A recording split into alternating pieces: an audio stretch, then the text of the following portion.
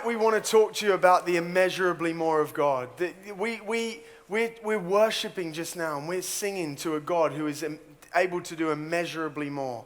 But I want to tell you about that God, but I also want to tell you about these immeasurably more moments that sometimes we can have. Like this time when I was camping, a lot younger, I had a thing called Soul Survivor. How many of you have been to Soul Survivor? We were camping before it was at the site. It was down in the south of England, and I just remember this time. It was shower time. Everyone had a shower in here?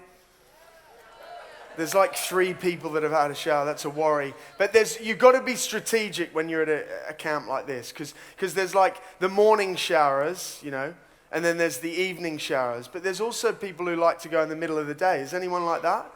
You see, Soul Survivor, much bigger than this. There's thousands of people, and I was off for a shower, and I decided I wasn't going to go in the morning too early, in the night too late. I wanted to go in the middle of the day. And guys, that is secret. It's a trick. There's no one ever in the showers in the middle of the day. So I make my journey to the shower, and halfway there, I realize something. I realize that I've forgot my undies. Now that's Australian for your pants or your boxers. And so I'm on my way there, and I look back at the campsite, and I'm like, oh man, I can't be bothered going back, so I'm just going to have my shower and see what happens. I obviously had other clothes with me. So on my way there, I'm getting closer and closer, and I see this white thing just hanging off the doorknob of the entrance to the thing. And I get closer and closer, and I realize it's a brand spanking new pair of Calvin Klein underpants. And so I did what any normal young man would do. I did the 3 checks. Do you guys know about the 3 checks? The first one is, do they look clean? So I'll be honest, I took them off the doorknob, I had a good old look, real close, they were clean. The second check is, do they smell clean? Hey, I'll admit, I got up close and personal with those boxes that day. I smelled every nook and cranny, and they were clean. They were clean. So I then had my shower, and I was able to do the third check, is do they fit? And I tell you, they fitted. And my friends, I took those underpants, I wore them for the rest of the day, and they no longer exist because I've worn them so much. Now that is an immeasurably more moment. Can you guys relate to me with that? No one can. Or like the time when your nan sends you money in the post. Does that ever happen to anyone? And you think it's just a card, oh, here we go. I love you, you're a great grandson, you're a great granddaughter. And you're expecting a £5, but then 50 quid pops out. Or a check for 100 quid. You ever had that? Just me. Or these moments, guys, they're immeasurably more moments. But this word, immeasurably more, is actually straight from the Bible. And Susie's going to tell us in a minute where it's exactly from. But immeasurably more, we're talking about a God who is able to do immeasurably more in our life. This is a God that we can't even begin to get our heads around. Suze, why don't you tell us a little bit more? Yes, I'm glad you've not still got those. Okay, so we're going to be in Ephesians tonight. And for those of you that have got a Bible, why don't you grab it?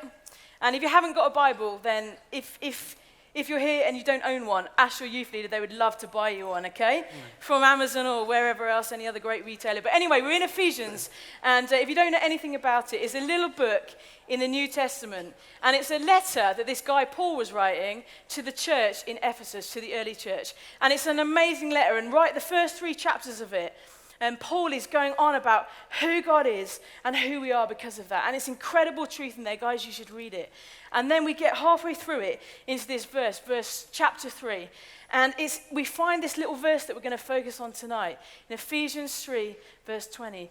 And this verse, it's found right in the middle of this most amazing prayer where Paul is saying, guys, I pray that you might know how high, how wide, how deep, how amazing is the love of God, that you might be filled to the measure of that. And then he says this is the verse.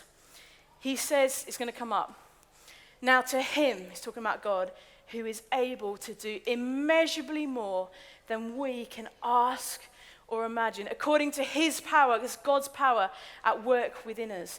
To him be the glory in Christ Jesus, in the church, for generations, forever and ever. And everybody says, Amen. Amen. Okay, now this little verse has, over the last few months, it's captured our hearts. We've become so obsessed with it. I've even got it on my phone case, which I've lost somewhere. Zeke's not quite so committed. It really does say it on her phone. But we absolutely love it. Because when we're talking about the immeasurably more of God, we can't, as Zeke said, we can't get our heads around it. And tonight we want to give you a little bit of a Greek lesson because the original letter was written in Greek.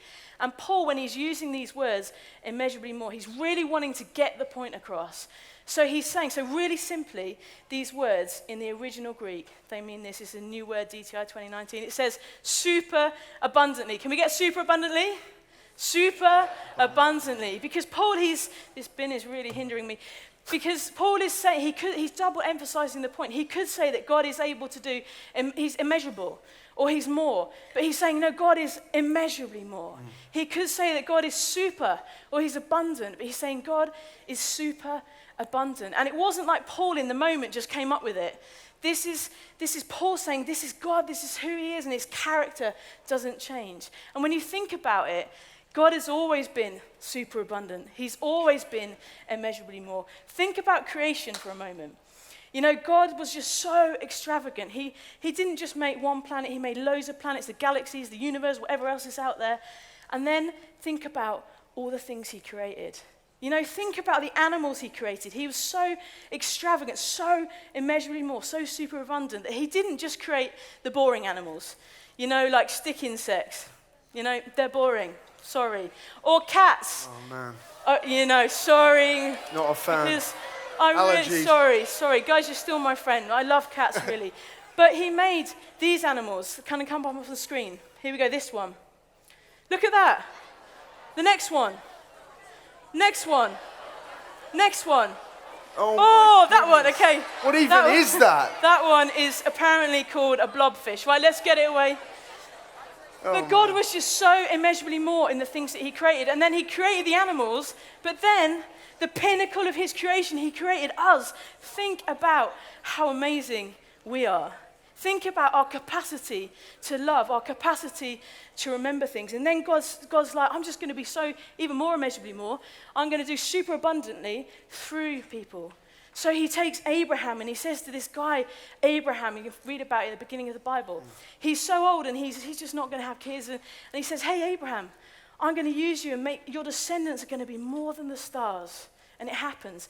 Or he takes David, this little shepherd boy. He's just the smallest of the pack. And he says, hey, I'm going to use you to do immeasurably more. I'm going to use you to fight a giant. And that happens, Goliath. And then he leads a nation. Then he takes Peter. This is way later on. And Peter's this guy who was one of the followers of Jesus. And to be honest, at times, he was a little bit of an idiot. Like he put his foot in it, he messed it up. But Jesus says to him, hey, Pete, I'm going to build my church through you. God did immeasurably more, super abundantly more in them, through them, than they ever dared to believe. Because that's who God is. And his character doesn't change. And when you think about this statement, God doing immeasurably more, you probably think, oh, brilliant. God's going to do immeasurably more in me, for me. It's for me. So, Lord, I could do with a new pair of trainers. Well, I probably could. Yeah, you could. I probably could. Or I could do with 10,000 more followers on Instagram, or loads more streaks on Snapchat. Or I could do with loads of money and be famous so I can help people. Loads of people say that. One of the things I love doing is chatting to randoms on the street about Jesus, just striking up conversations.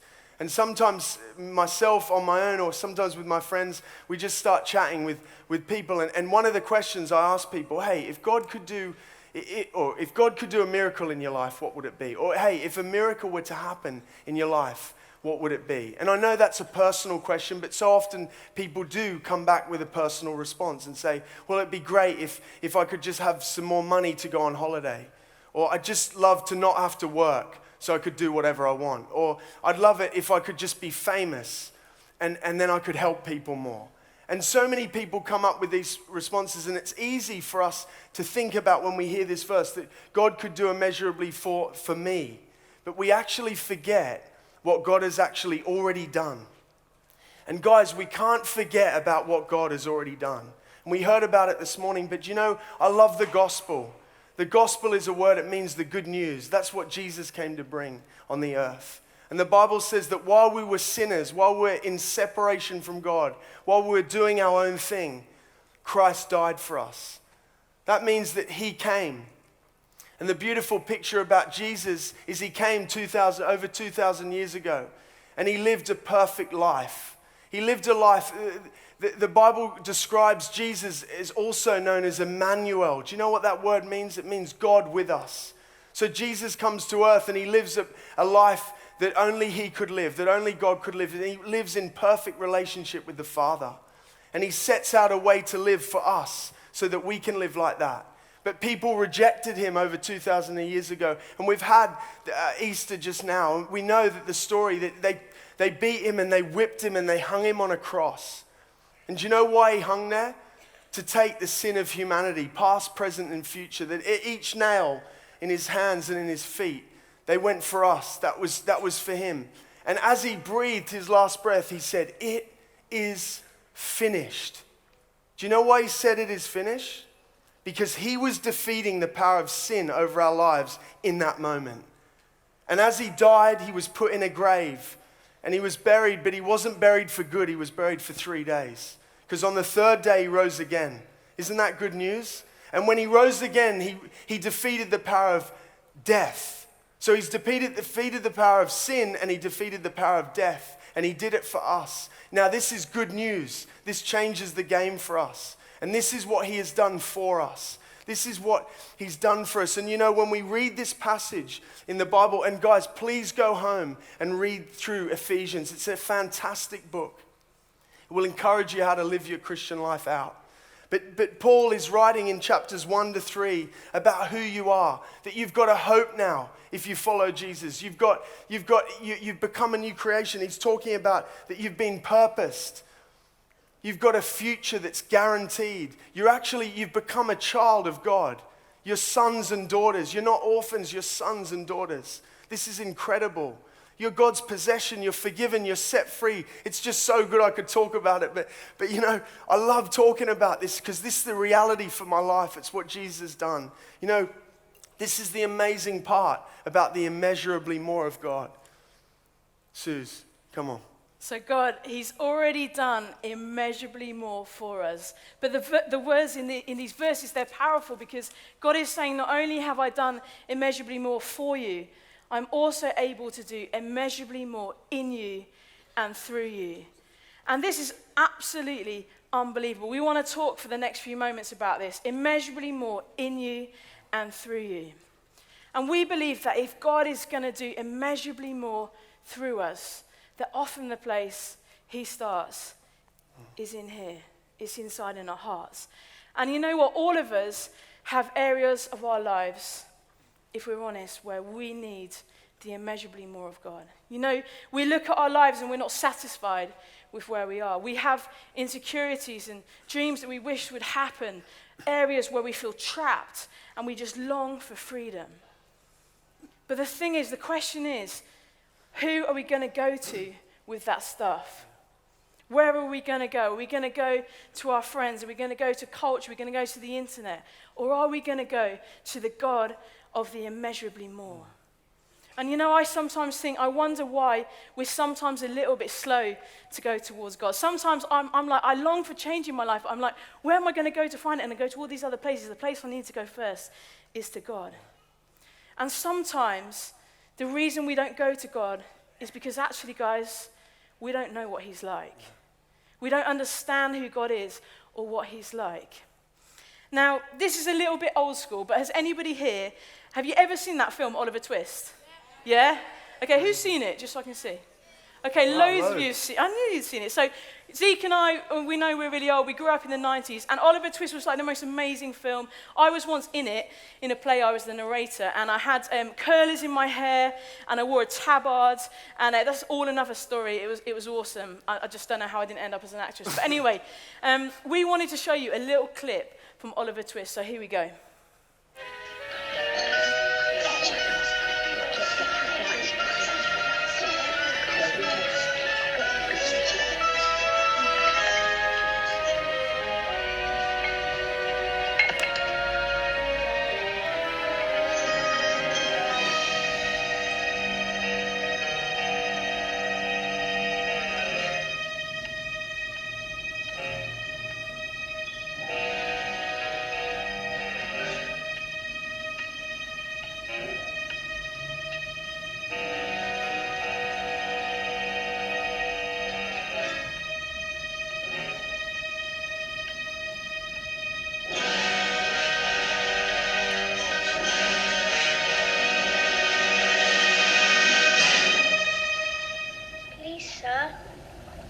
some more.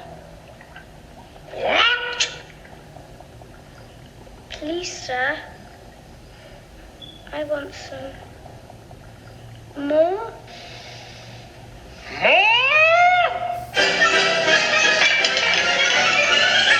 Snatch him! Hold him!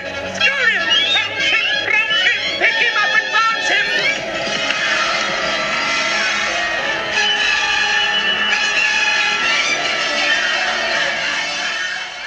Sorry. What an amazing film. And some of you know that it's a musical, so it bursts into song. Anyone know the song? Is that Oliver? I'm not going to sing it. Oliver, You're going to go for it. Before as a boy wanted more. So it's yeah, that's enough. Okay. I think you wish you were Oliver. Yeah, I do. But it's getting egged on. But the reason, guys, we showed you that clip is because actually it's profound. Because I believe there's many of you here in this room tonight who you're stood with a bowl like Oliver Twist, and you're hungry for the immeasurably more of God. You're hungry for God to do more in you, to bring you the change and the freedom. But the thing is, at some point you see God like Mr. Bumble. You see him as someone who is stingy and mean, and you come towards him, you just don't know what you're going to get. But guys, God is the absolute opposite of Mr. Bumble. He's kind, he's compassionate, he's immeasurably more, he's generous. And whatever you've done, he will always, always, always forgive you. He knows everything about you, but yet he loves you. He's the God of the immeasurably more. And when we're talking about the immeasurably more, really this bowl, it's just way too small. And there's only one thing really we can do with it, and that's to break it. Okay? Because when we're talking about the immeasurably more, we need something way bigger. This isn't even big enough, but hopefully you'll remember it. Because there's things in your life where you feel trapped. Whereas Tando said this morning, you feel like you're in a pit. And actually God's saying, I want to pour my immeasurably more into you. I want to do it in you. I want to bring joy to that relationship, that friendship that feels in a mess. I want to bring hope where you feel despair at school. I want to bring you peace when you're thinking about your exams. I want to bring you freedom when you're trapped in fear or anger or addiction. I want to come and do immeasurably more. Whatever burdens you guys are carrying, God is able to do immeasurably more in your life and through your life. And we've seen stories of this. Yeah, and it's incredible, guys, because when we open ourselves up to the things of God, he does incredible things. And many of you, you're here and you come back, you continue your Christian walk you continue your faith because you've started to see God do immeasurably more in you. You know, we often, I'll tell you what happens after DTI. You guys go home, the core team, we hear your testimonies, and then we go home and just cry for the next couple of hours because we see what God has done. We see these incredible testimonies like last year of a girl, and I'm not making this up, who came with eczema. And her friends got around her, they prayed, and she got instantly healed. And we saw the evidence of just the eczema gone. Or like a young person who got injured in the football tournament last year, got hacked down by someone. Goes off to A&E, comes back with crutches. People get around her, pray for her, she's instantly healed. You know, this is the immeasurable, and this is like, it's touching the surface. We're seeing this more and more. I have the privilege in my role with DTI of traveling around the country and seeing God move in young people's lives. I've seen some of you come to faith. I've seen some of you get words about your future. I've seen others of you healed. It's incredible to see. And you know, guys, if I'm honest, I've had my own struggles in life. I remember growing up as a teenager, I struggled loads. I had loads of eczema. I was covered, my skin was covered. It was so bad that some days as a teenager, I'd wake up, get out of bed, and I'd see patches of blood on the sheets because I'd been scratching in the night. This was really bad. It got me down. I lost my confidence over this stuff. It affected me big time. I remember I got to a moment I was saying to my parents, when is this going to stop? When am I going to feel normal? And I cried out to God at one point in my life, and the next day I woke up, it was a tiny bit better. And it was like God saying to me, Zeke, keep believing. I want to do a work in you. I want to do immeasurably more in you. Do you know, the beautiful thing is I get to stand here today and I'm completely healed. There's not an evidence of eczema on my skin, and it was bad. Or times in my life, you know, when I was a young teenager, I got introduced to pornography. And that became an addiction in my life. I'm not afraid to talk about this, and we should never be afraid to talk about the things that are going on behind when no one's watching. But if I was honest, I got to a point, even as a young adult in my 20s, I was addicted to pornography. And I'd look at this stuff and it would mess up my views of sex and the way that two men and women, a man and a woman are meant to come together. And I remember finding myself in this moment where I'm like, God, I need you to do. I can't see myself being free from this. I can't. Such an addiction. And I remember getting prayer and moments, and I just had this encounter with Jesus one night, and he freed me. He freed me, and I can stand here today again free. Do you know the Bible says we're new creations? That means whatever we did, the patterns of behavior before we came to Jesus, they get changed when he encounters us. And so I can stand here today saying for years I haven't looked at pornography. I'm free from that stuff, and God wants to do immeasurably more in you guys tonight. He wants more of this. Do you know what I'm longing I got a little bit emotional watching that film, because Oliver was the only one who was ready to say, I want more. And I want to see a generation rise up that wants more of God, not more of all this other rubbish we're consuming, because there's no fruit in that. There's no freedom in that. Only God can do immeasurably more. And I stand as a witness, and so does Suze. Suze, why don't you tell some of them about the immeasurably more of God, what he's doing in your life? It's amazing to hear those stories. And, you know, when we look, we want to see more. You know, we want to see God come and set us free. And, you know, for me, I spoke a little bit last night. I spoke about that period of time where I was really anxious and I had anxiety. And in that moment, guys, I was so low. I was so down. And I looked at my future and I just thought, I don't know where things are going. And there was moments where I was like, God, are you going to set me free? Am I ever going to feel like me again? Am I ever going to feel back to being who I am? And I cried out to God, God, I need you to come and do immeasurably more in my life right now in this season, because I'm longing for change and I can't get anywhere else. I need you to come and do immeasurably more. I just love seeing it. So he's able to do immeasurably more in your life. Whatever mess you're in, whatever situation you're in, however, it's not hopeless. It's not true. It's not hopeless. Okay? So immeasurably more for you, in you, and lastly, we want to talk about immeasurably more through you.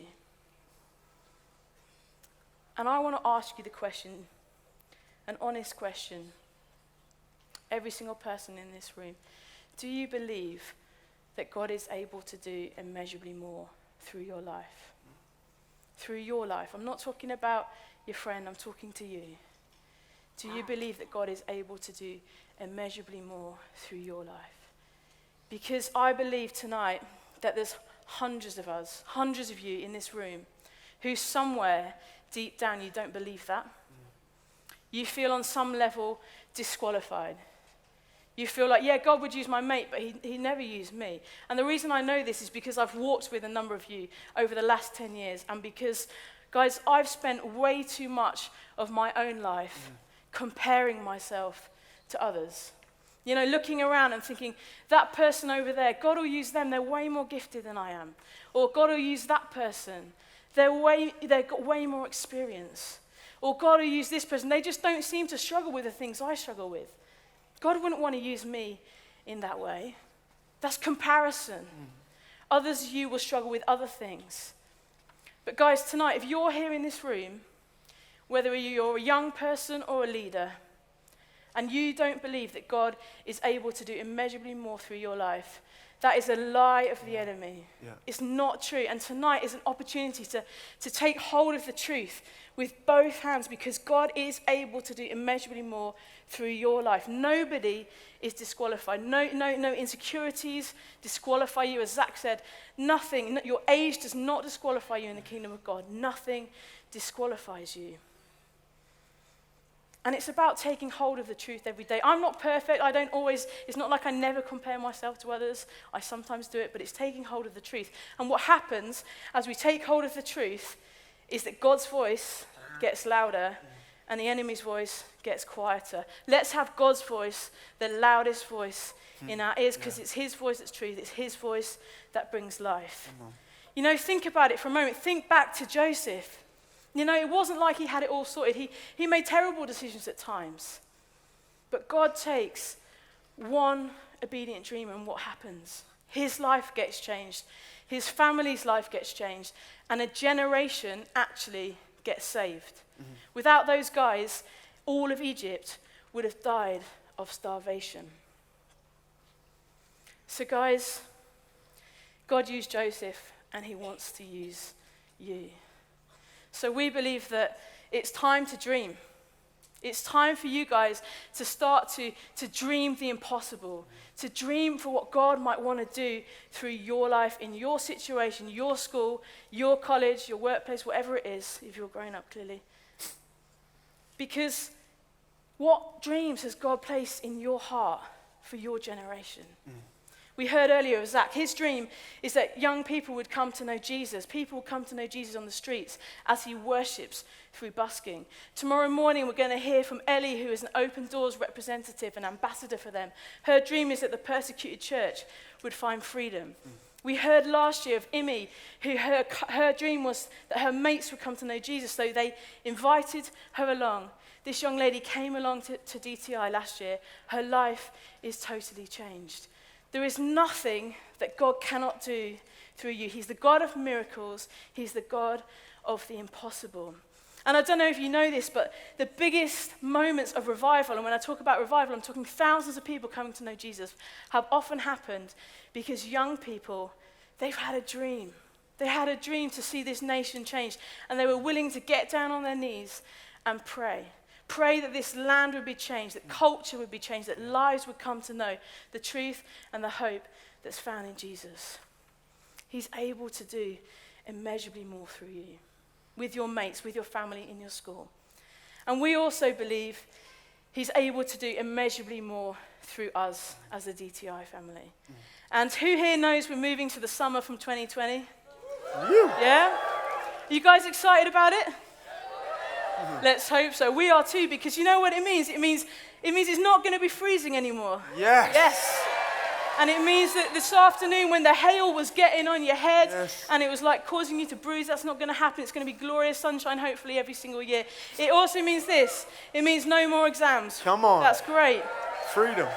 But the main reason we're moving is because we believe that God has spoken to us over the last few months and years, and that he's inviting us to come on this adventure. And we haven't got time tonight to tell you the whole story, but it's been the most amazing journey. As we've wanted to say, as leaders of the DTI team, we want to be obedient dreamers. And so we don't know exactly what it will look like, but we want to take the risk. Zeke, why don't you tell us a bit more? Well, guys, you know, this is a massive adventure for us, and it will be a massive adventure for you over the next couple of years. You know,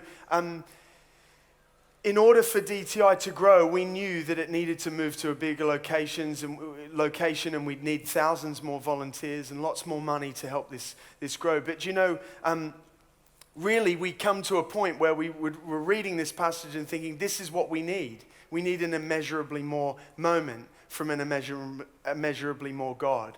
And you know, I want to tell you guys that we've seen hundreds of people say they want to volunteer for DTI next year, more than we have here at the moment. We've seen thousands of pounds come in. It's incredible. And guys, this isn't our story. This isn't the DTI team story. This is our story. This is for you guys. This is your elders, the people that are older than you, investing in you as a generation, believing that God is going to move immeasurably more. And we really felt that as we gathered earlier in the year, that we're going to tell you a story, and And we felt God was actually prophetically speaking to us, not just us, but all of us. Yeah, so this story is a little bit out there, but listen to it, because what happened, we believe, as Zeke said, was an immeasurably more situation. So it's back in January. We were preparing to speak to the leaders and to talk a bit about the vision, the dream for DTI. And so the night before it, we were hanging out with some friends, and long story short, we ended up getting separated. And we drove past them. We were in the car. We drove past them because we didn't see them because it was dark. And we ended up stuck in front of a barrier. Okay, so we're in the car, the barrier's here, the barrier's down. The only way to get out of this car park was to have the right code.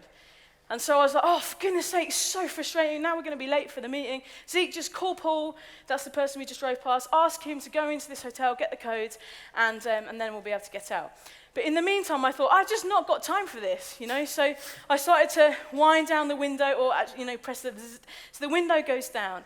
And this is truthfully, guys, what happened. I just said, and I said it like this, I said, in the meantime, I'm just prophetically going to speak it out.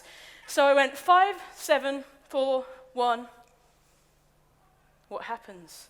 Boom! That barrier opens. And I was like, whoa, what just happened? At the same time, the phone rings. Paul's on the phone to Zeke. The numbers of that code on the piece of paper, they're exactly the same numbers in a slightly different order. I was like, I cannot believe it. And if you think that's a coincidence, the chances of that happening first time is 1 in 200.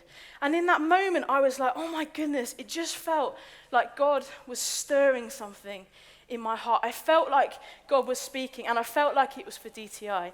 And it was a funny moment because we weren't expecting it. We weren't at church. We were just in a random car park, but all of us in that car, we had an encounter with the Lord. And I felt like God say to me, Suze, you were a little bit cheeky when you spoke to me like that, when you just spoke those numbers out. But I want to tell you something tonight. You have no idea of my power. You have no idea of what I can do. And I'm going to use a car park barrier opening, the right digits in it, to tell you that what I'm about to do through DTI is going to be immeasurably more. It's going to blow your mind. And so all night we then went to that meeting, and we told loads of leaders represented from all over the country, and we told them that story, and everyone was like super hyped. Does everyone think that story's cool? Like, really, I'm not convinced, but okay. It was amazing for us. It was really, because when you do that and you don't know the code, it's kind of cool when the barrier comes up. But anyway, hopefully you'll get excited about it at some point. But we were like, well, the Bible's full of numbers. Maybe these numbers represent something. So we found a passage in Isaiah 57, verse 14. 5714, not 41. There's no 41 in that. But anyway, this is what it says. Build up, prepare the road to remove the obstacles out of the way of my people. Now listen, guys, listen. This is amazing. It really is, if you can get this. Because, look, there's barriers in your way, all right? There's barriers in the way of your life. And some of you are aware of it, some of you aren't. But the thing is, God will not have barriers. And he will use whatever he needs to use to get the barriers out of the way so that you can come to him. And there's nothing better than being in the presence of God. I need you to know this. Some of you have never experienced it. You will tonight. There's nothing more than the presence of God. And God wants to remove the barriers. And we believe that as Soul Survivor finishes, not just DTI, but many youth festivals will start up, and there will be for you guys to encounter the love of God and for more of God. And so that means more of God doing a work in your life. That means more young people that you can invite, more of your friends that you can invite into a relationship with Jesus to come hang out here with us. More freedom, more wholeness, more healing. This is what God brings. But ultimately, more of you being sent back out into the world to be the hands and feet of Jesus. Yeah. So we're going to wrap it up and we're going to pray in a moment. But we are believing for immeasurably more for DTI. And we're believing it for our friends who are running other youth festivals and conferences throughout the country. We're going to pray, we're going to cheer them on and say, God, would you do immeasurably more through them as well? And so with DTI, we don't know exactly what it's going to look like. We don't know how many are going to come. But we're committed to being obedient dreamers, to saying yes, to put our trust in him, to take the risk, to say yes to what he's inviting us into.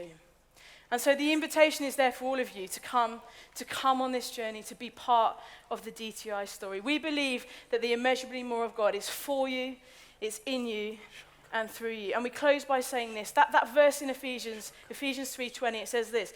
Now to him who's able to do immeasurably more than we can ask or imagine, according to his power.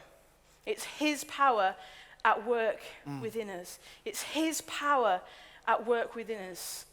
You know, the immeasurably more stories, they happen, the in us and through us, they happen because of God's power. It's because of him. That was seamless. You know, so many of us depend on this thing. A phone. Okay, without a phone, without battery, a phone is absolutely rubbish. We might as well just chuck it in the bin. There's no apps, it just doesn't work, it's rubbish. I'm not going to chuck that in the bin. But you know, it's like that with God. Without God's power, we're useless. We've got nothing. We need God's power. Let's never be like phones without power. We've got to keep coming back and being filled up, saying, God, would you come and fill me with a little bit more of your immeasurably more power? Because if we want to be obedient dreamers, risk takers, if we want to be a generation that's actually going to see thousands of people come to know Jesus, if we want to see miracles, we want to see signs and wonders here at DTI, back at home, in our schools, with our families, then we've got to be people of his presence, people of his power. Yeah. Believing that God has done immeasurably more for us and that he is going to do immeasurably more in us and through us. Why don't we stand? And just, you've been sat down for ages. I don't know what time it is, but why don't you just shake it off a little bit? Because we're going to pray and we need to focus. So stretch out a little bit.